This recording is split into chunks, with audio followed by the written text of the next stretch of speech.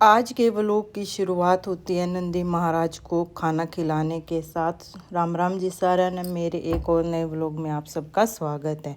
जैसे ही मैंने नंदी महाराज को खाना खिलाया तो वानी के पापा का ऑर्डर आया कि मुझे कहीं बाहर जाना है, तो मैंने उनके लिए आटा लगा दिया था। तो उनके लिए रोटी और दूध दे दिया था उनको भी, क्योंकि भूखा तो जाना अच्छा नहीं होता, तो उनको हल्का सा नाश्ता करवा दिया था। इसके बाद मैंने घर में मक्खन रखा हुआ था, तो उसमें स्मेल सी भी हो जाती है, गर्मियाँ आने लगी हैं, तो मैंने उसको तैरने के लिए रख दिया था गैस पर।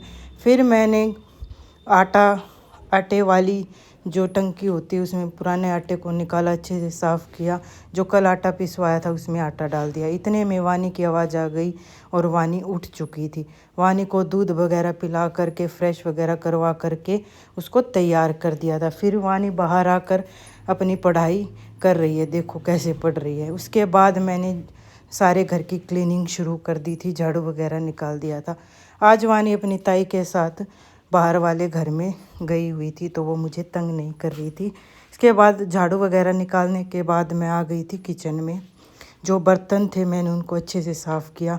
फिर मैंने पोछा वगैरह लगा लिया था अच्छे से एक एक कोने में, क्योंकि बच्चे घर में हैं तो हर रोज़ झाड़ू पोछा तो ज़रूर करना ही पड़ता है, क्योंकि वो लेटते भी रहते हैं फर्श पे।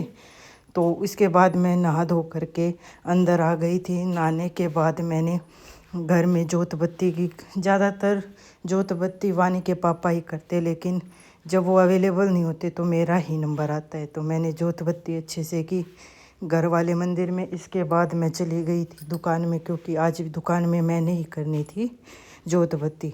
फिर मैं आ गई थी किचन में दोपहर के खाने की तैयारी करने के लिए। मैंने आटा वगैरह लगाया।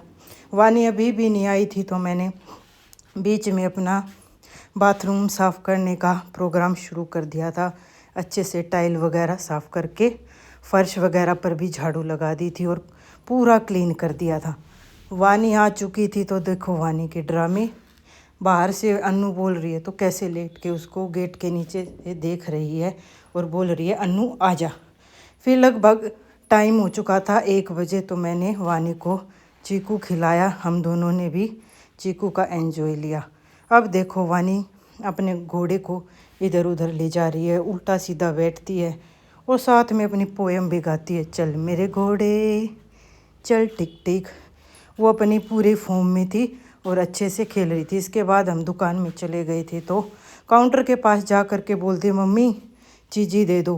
तो हमने एक हजमोला का पैकेट लिया और उसको फाड़ा, तो देखो वानी कैसे चटकारे ले कर के खा रही है।